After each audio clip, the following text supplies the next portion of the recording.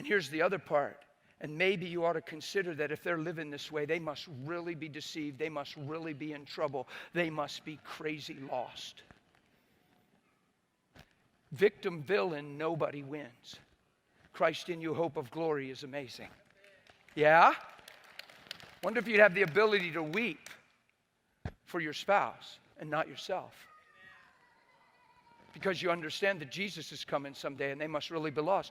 Yeah, but they came to church with me. They sat on the board of elders. I mean, they led in worship. They played the bass for how many years? And they were just a part of the church. And I thought we were a Christian family. And I just can't believe he did this. Yeah, it's pretty startling.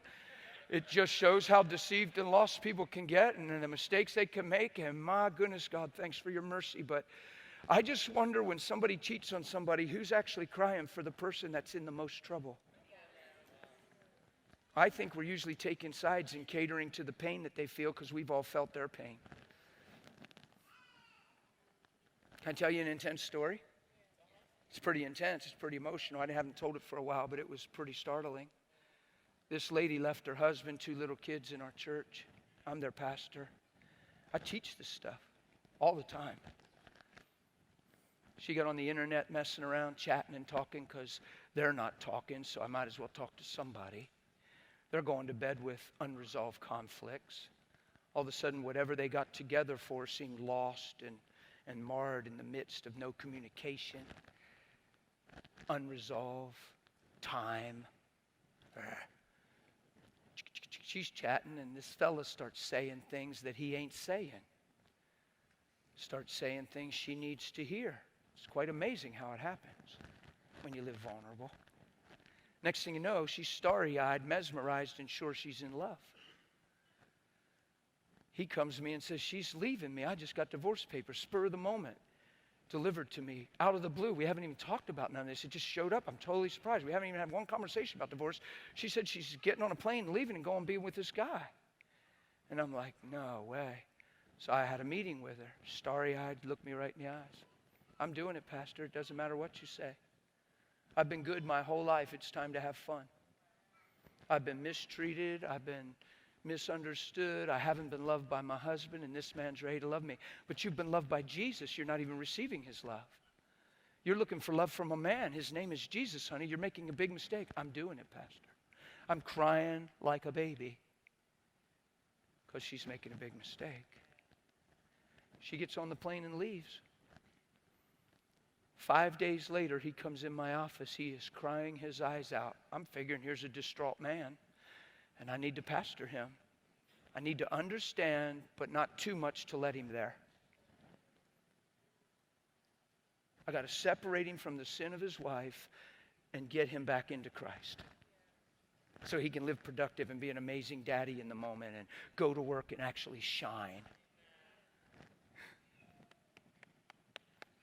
See, we don't understand this because we've been tricked into a gospel that just ministers to us all the time instead of makes us ministers of light. Are you understanding? He comes running in and he's crying, and I'm thinking as a pastor, wow, this is intense. I got to love this guy with truth. Got to understand and love him at the same time. So I'm just kind of muttering under my voice, God, thank you for wisdom. I had no discernment of why he was coming. He sees me through the glass. I motioned him in. He comes through. He's sharp. He says, Pastor, don't worry. I'm not crying probably for why you think. And I said, really? He said, really? I just heard from the Lord. I said, what'd he say? He said, I've been shut up in my room, took the kids over to my parents. I've been shut up in my bedroom for 5 days. I've been throwing things, beating the wall, screaming at the top of my lungs. Saying, why, God? God, you got to bring her back. God, why did you let this happen? God, what has happened to my family? God, where are you? For 5 days.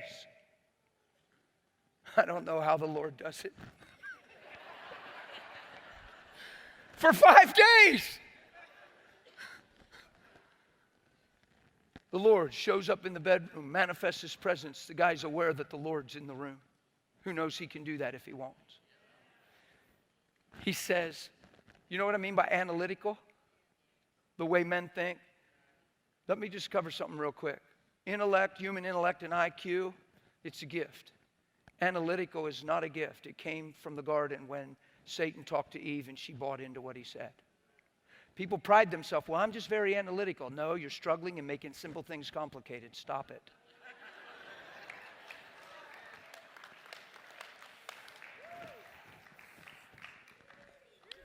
Analytical. Let me show you what analytical is. The Lord said, would you stop praying that way? You don't have a problem.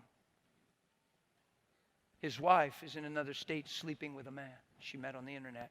The Lord said, you don't have a problem. Guess what he did? He said the veins were blowing in his neck. He said, I was never so mad at anyone in my life. He looked up because we just figure he's up here. He said, that's what we do. He said, what do you mean I don't have a problem? What do you mean? Is this a joke to you? Is this funny? I don't have a problem. My wife is in the arms of another man. My children don't have a mother. I have divorce papers and I don't have a problem. And he just read out the list of problem. And the Lord stayed gentle and calm and said, it's exactly what I said. You don't have a problem. Your wife is in trouble. And then he gave him this impression.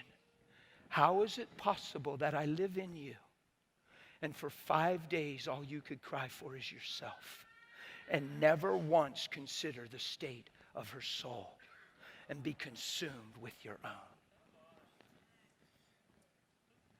That's the Lord, and unfortunately it's hard to preach that in church because we're hurt by coworkers, let alone adultery.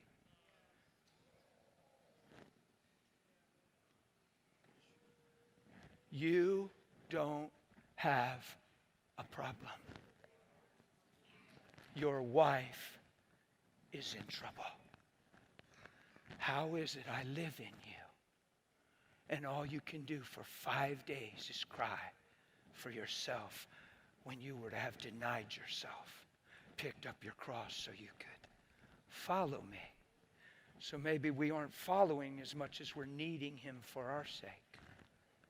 Maybe the devil's onto us and realizes we don't really love him, we need him. Because when we love him, we do what he asks us to do. When we need him, we tailspin, get discouraged, get frustrated, have dark seasons, whatever that means. Some people preach they're a must. I wouldn't encourage you to listen to too many of those sermons.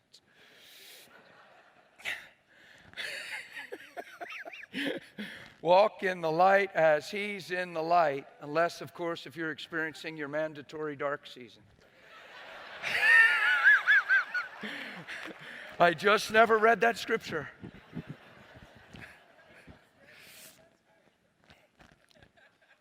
I promise you it's this simple, and don't get frustrated with it. It's all in your perspective. If the eye is the lamp of your body, then the eye is the lamp of your body. And if all you're getting, get understanding, then he wants to change the eye so he can brighten the lamp. Come on, guys. You don't need some deep revelation. If the eye is the lamp of the body, then how you're doing is because of how you're seeing. Walk in the light as, what does this all mean? Come with a perspective that he came with. Live in the mindset that he lived in. Walk in love like he walked in love, and see men through his eyes.